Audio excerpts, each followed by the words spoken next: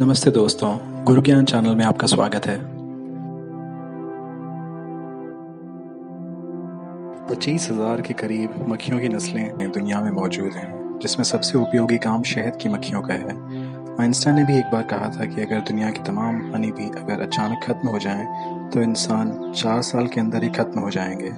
मतलब शहद दुनिया से गायब हो जाएगा, क्योंकि हनी बीज के बिना शहद बनना नामुमकिन है। जिस तरह हनी बीज दुनिया से लगातार खत्म हो रही हैं, ये संकेत अच्छे नहीं हैं। अब तक 50 से 90% कम हो चुकी है इनकी आबादी।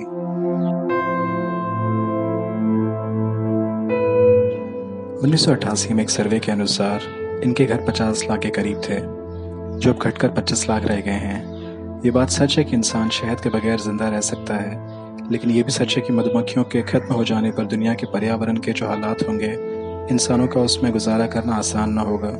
तो फिर सवाल ये है कि ऐसी छोटी सी मक्खी हमारे और दुनिया के लिए इतनी ज़रूरी क्यों है? आज इस वीडियो में यही जानने की कोशिश करेंगे।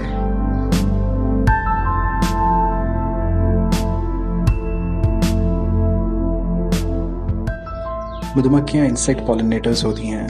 इंसान और जानवर की तरह फूलों में भी मेल और फीमेल होते हैं। मेल पौधों के फूलों पर पोलन ग्रेन मौजूद होता है।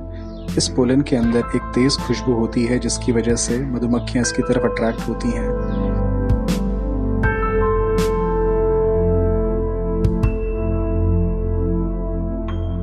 और जब ये मधुमक्खियां इस पोलन पर जाकर बैठती हैं, तो ये पोलन इनके पांव और बदन पर चिपक जाता है। और जब ये मधुमक्खियां बाद में फीमेल फ्लावर पर जाकर बैठती हैं, तो वहां जाकर इसको फैला देती हैं, जिसकी वजह से ये ट्रांसफर पूरा होता है।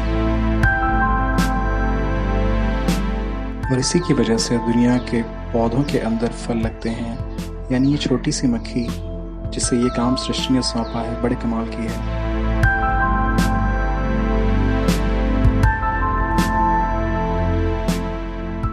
वैसे काम बहुत से कीड़े और पक्षी करते हैं, पर 70% ये काम मधुमक्खियां ही करती हैं। इसका मतलब ये है कि हमारी पृथ्वी का 70% कुदरती खुराक या फूड इन्हीं मधुमक्खियों की मेहरबानी है। अगर ऐसा ना हो तो हमारा इकोसिस्टम खराब हो जाएगा, क्योंकि पॉलिनेशन नहीं होगी तो हर साल $280 बिलियन का खाना कम पड़ जाएगा। आम, अंगूर, सेब, स्ट्रॉबेरी, भिंडी, गोभी, प्याज सब खत्म हो जाएंगे। पेड़ खत्म होना शुरू हो जाएंगे। जानवरों के लिए घास खत्म हो जाएंगी और वो भी मरने लगेंगे। मतलब इंसानों का जीना मुश्किल हो जाएगा। अब अंदाज़ा लगा लें कि छोटी सी मक्खी 4 साल में क्या क्या कर सकती है।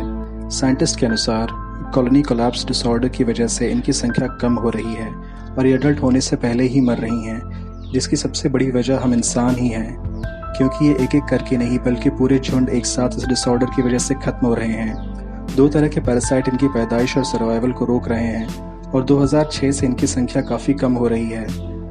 उसके अलावा इंसेक्टिसाइड्स का इस्तेमाल एक बड़ी वजह है। कुछ नए इंसेक्टिसाइड्स जिसमें नियोनिकोटिनॉइड्स और निकोटीन हैं, वो मधुमक्खियों को काफ़ी नुकसान पहुंचाते हैं। इनके संपर्क में आने से मधुमक्खियों की सेहत पर बुरा असर पड़ता है और पूरे छत्ते इनकी वजह से नष्ट हो जाते हैं। इन इंसेक्टिसाइड्स की वजह से कई बार वो इतनी कमज़ोर हो जाती हैं कि रास्ता भूल जाती हैं और ज़्यादा देर छत्ते के बगैर नहीं रह पाती। वक्त रहते ही इन बातों पर गौर करना होगा, इससे पहले कि ज़्यादा देर हो जाए। अगर वीडियो पसंद आए तो लाइक करें और इंटरेस्टिंग वीडियोस के लिए चैनल सब्सक्राइब करना ना भूलें।